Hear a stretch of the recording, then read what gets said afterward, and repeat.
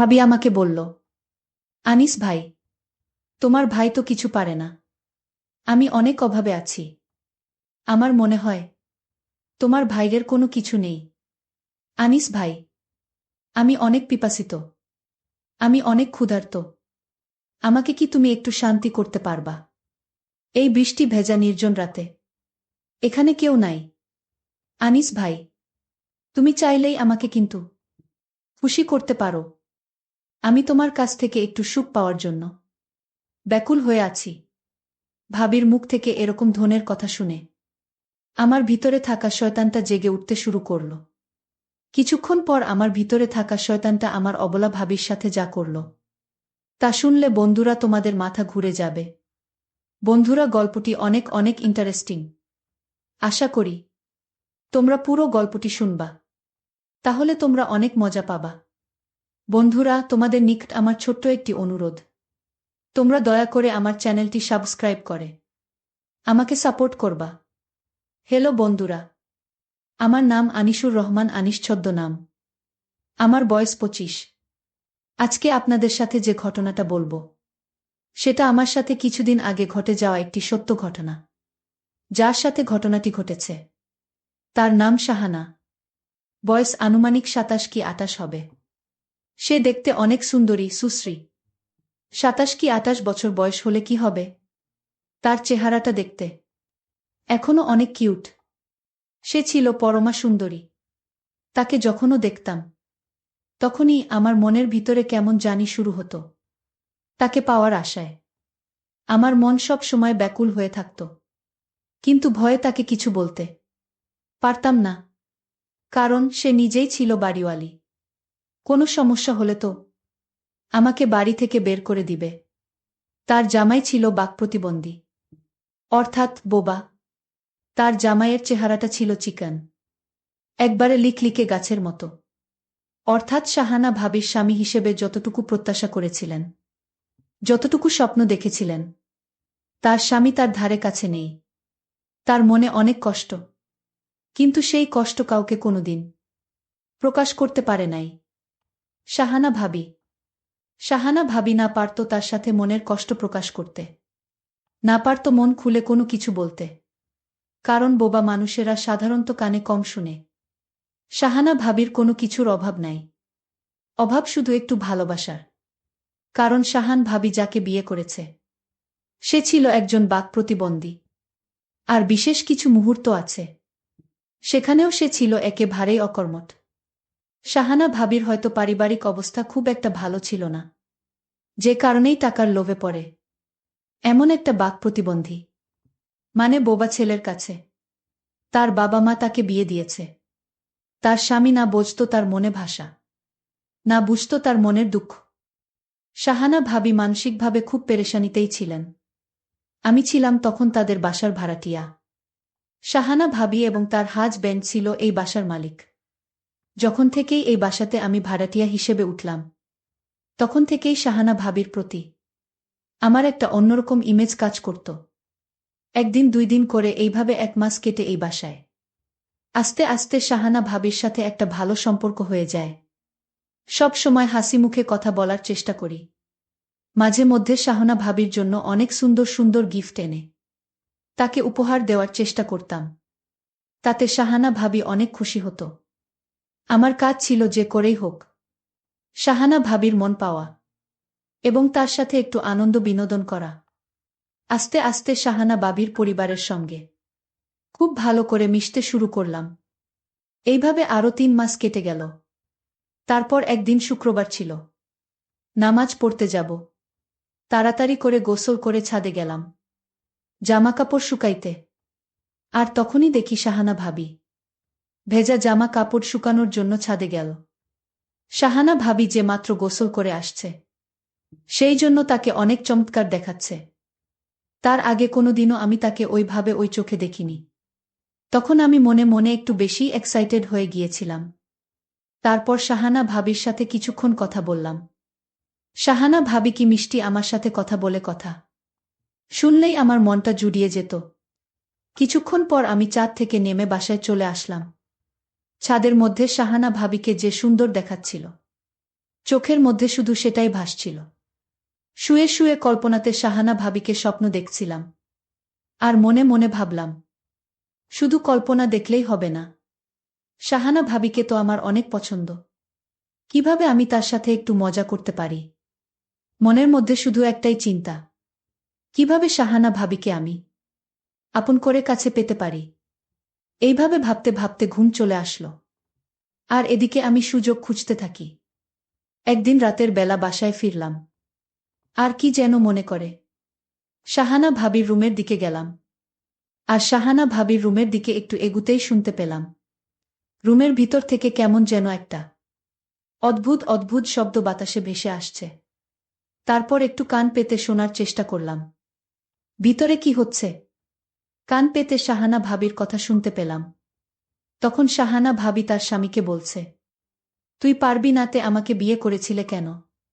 কেন আমার জীবনটা এইভাবে নষ্ট করলি? তোর কোনো কিছু নাই, তাহলে তুই এই রাস্তায় আগালে কেন? কেন বিয়ে করে আমার জীবনটাকে তুই তেজপাতা বানিয়ে দিয়েছিস? এইভাবে শাহানা ভাবি বলতাছে তার জামাইকে। কথাগুলো শুনে আমার তখন খুব খারাপ খারাপ লাগছিল।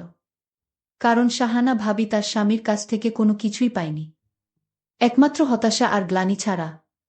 তারপর মনে মনে ভাবলাম, শাহানা ভাবিকে তো দেখছি ভালোই ক্ষুধার্ত, তার তো অনেক কিছুর অভাব। তাহলে তো একটা সুযোগ নেওয়াই যায়। মনে মনে ভাবলাম, সময় এবং সুযোগ বুঝে শাহানা ভাবিকে ঢিল মারতে পারলেই কাজ হয়ে যাবে। বিষয়টা ভাবতে ভাবতে আস্তে আস্তে রুমে চলে গেলাম। আমি অনেক ক্লান্ত ছিলাম, তাড়াতাড়ি ঘুমিয়ে গেলাম। পরে আমি সুযোগ খুঁজতে থাকি। তারপর আরেক দিন ছাদে পাইলাম শাহানা ভাবিকে। পরে তাকে চোখের ইশারায় অনেক কিছু বোঝাতে চাইলাম। সে বুঝতে পেরেছে কিনা তা জানি না। তারপর আস্তে আস্তে শাহানা ভাবির কাছে গিয়ে বললাম, ভাবি কেমন আছেন?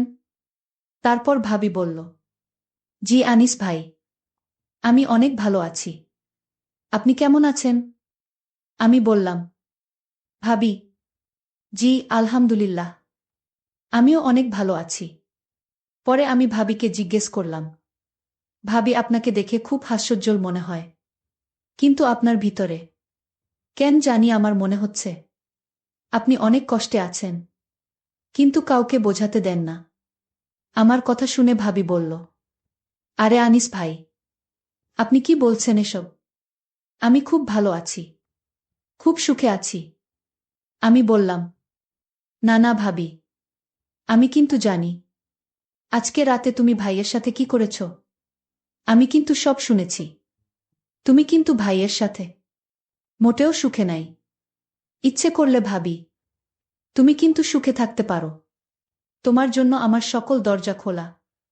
আমার কথা শুনে ভাবি একটা মুচকি হাসি দিলেন। তারপর আমি ভাবির হাসির দেখে বললাম, ভাবি হাসিটা খুব সুন্দর। আর ভাবিও একটু খোঁচা দিয়ে বলল, কি ব্যাপার, আমাকে কি পটানো হচ্ছে নাকি? হ্যাঁ, আমি বললাম, আপনাকে আসলেই সুন্দর লাগে। শাহানা ভাবি বলল, আসলেই আমি সুন্দর? এতদিন তো বলো নাই। আমি বললাম, এতদিন সাহস পাই নাই ভাবি। শাহানা ভাবি বলল, ও আচ্ছা, এই কথা। আমি বললাম, আপনার অনেক কিছুই ভাল লাগে আমার ভাবি। শাহানা ভাবি বলল, তাই? বলো তো দেখি কি কি ভালো লাগে। আমি বললাম, কিছু মনে করবেন না তো? তাইলে বলবো।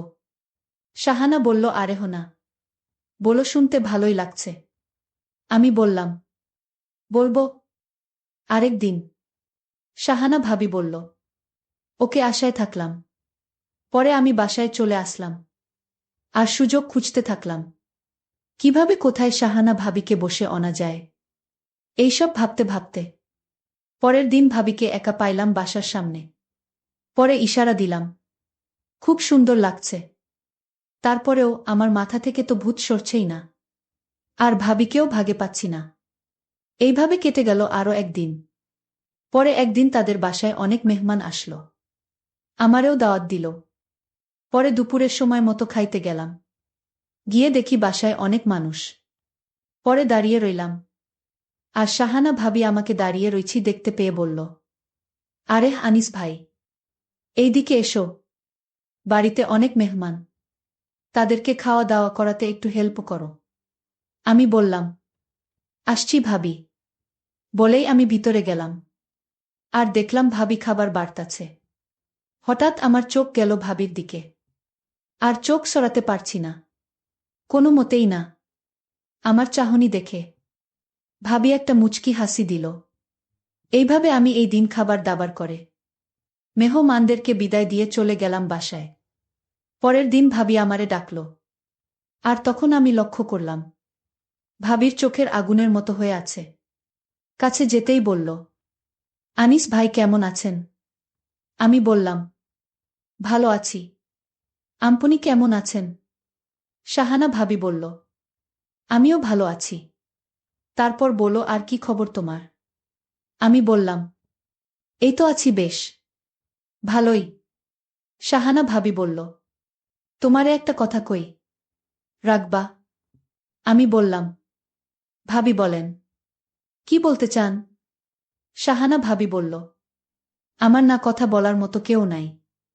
আর আপনি তো জানেনই, আমার স্বামী কথা বলতে পারে না, মানে বাক প্রতিবন্ধী। তুমি আমার বন্ধু হবে। আমি তো মনে মনে ভীষণ খুশি হইলাম। খুশি হয়ে আমি বললাম, হে হতে পারি, কোনো সমস্যা নাই। তারপর থেকে আমি শাহানা ভাবির বন্ধু হয়ে গেলাম। প্রতিদিন তার সাথে আমার অনেক কথা হতো। আস্তে আস্তে আমরা এভাবে এগুতে এগুতে বন্ধুর চাইতেও আরও বেশি হয়ে গেলাম। একদিন শাহানা ভাবি আমাকে বলল, আনিস ভাই, আমার তো অনেক কিছুর অভাব। আপনার ভাই বাক প্রতিবন্ধী, সে তো কিছুই পারে না। আপনি যদি আমাকে একটু খুশি করতেন, তাহলে আমার কাছে অনেক ভালো লাগত। আমি বললাম, ভাবি, আপনি কি বলতে চাচ্ছেন? একটু ক্লিয়ার করে বলেন। তারপর ভাবি আমাকে বলল, ভাই আজকের রাত্রে আমাদের বাসায় আইসেন, তাহলে সব বুঝতে পারবেন। আমি তো মনে মনে মহা খুশি। কারণ এত দেখছি মেঘনা চাইতেই জল। ভাবি আমাকে বলল, আনিস ভাই, তোমার ভাই তো কিছু পারে না। আমি অনেক অভাবে আছি। আমার মনে হয় তোমার ভাইয়ের কোনো কিছু নেই। আনিস ভাই, আমি অনেক পিপাসিত। আমি অনেক ক্ষুধার্ত। আমাকে কি তুমি একটু শান্তি করতে পারবা? এই বৃষ্টি ভেজা নির্জন রাতে এখানে কেউ নাই। আনিস ভাই, তুমি চাইলেই আমাকে কিন্তু খুশি করতে পারো। আমি তোমার কাছ থেকে একটু সুখ পাওয়ার জন্য ব্যাকুল হয়ে আছি। ভাবির মুখ থেকে এই রকম ধরনের কথা শুনে আমার ভিতরে থাকা শয়তানটা জেগে উঠতে শুরু করল। ওমা, হঠাৎ করে দেখি ভাবি নিজেই আমার সাথে কেমন জানি আচরণ করতে শুরু করল। আমি তো ভাবির আচরণ থেকে পরই অবাক। ভাবির এরকম আচরণ দেখে আমার অবস্থা আরও খারাপ হয়ে যেতে লাগল। তারপর বন্ধুরা, ভাবি আমাকে শেষ পর্যন্ত এমন অবস্থা করেছিল যা আমার পরিপূর্ণ নিয়ন্ত্রণের বাইরে চলে গিয়েছিল। নিয়ন্ত্রণ হারিয়ে তারপর ভাবি আর আমি হারিয়ে গেলাম অন্য এক দুনিয়ায়, যেখানে শুধু সুখ আর সুখ। পৃথিবীতে যদি সুখের রাজ্য থাকে, আমার মনে হয় তাহলে সেটাই, যেখান থেকে ফেরত আসতে মন চায় না। তারপরেও প্রকৃতির নিয়মে কিছুক্ষণ চলার পরেই সেই সুখ আর চিরন্তন হয় না, সেটা নষ্ট হয়ে যায়। আবার মানুষ স্বাভাবিক অবস্থায় চলে আসে। সেই সুখটা সব সময় থাকে না, একটা পর্যায়ে এসে নষ্ট হয়ে যায়। আমার অবস্থা তাই হয়েছিল। ভাবি অনেক খুশি হয়েছিল আমার সেই মহাযজ্ঞে। বন্ধুরা, তারপর থেকেই ৩ থেকে ৪ মাস আমার তার সাথে এরকম পরিস্থিতি হয়েছিল। আমি খুব সুখে আছিলাম, খুব আনন্দে পেয়েছিলাম। বন্ধুরা, সময়টা ছিল আমার কাছে খুবই আনন্দঘন, স্মরণীয়, স্মৃতিযোগ্য। বন্ধুরা, গল্পটি তোমাদের কেমন লাগলো অবশ্যই কমেন্ট করে জানাবে। বন্ধুরা, আজকে এই পর্যন্তই। আবারও আসবো তোমাদের মধ্যে নতুন কোনো গল্প নিয়ে। গল্পটি যদি তোমাদের ভালো লাগে, তাহলে একটি লাইক দাও। প্রতিদিন আমি তোমাদেরকে এই রকম ইন্টারেস্টিং একটা করে নতুন গল্প উপহার দিব। তাই তোমাদেরকে অনুরোধ করে বলছি, তোমরা যদি এই রকম ধরনের ইন্টারেস্টিং গল্প পেতে চাও, তাহলে দয়া করে আমার চ্যানেলটি সাবস্ক্রাইব করো। অবশেষে তোমাদের সকলের সুস্বাস্থ্য কামনা করি। ভিডিওটি দেখার জন্য তোমাদের সকলকে অসংখ্য ধন্যবাদ।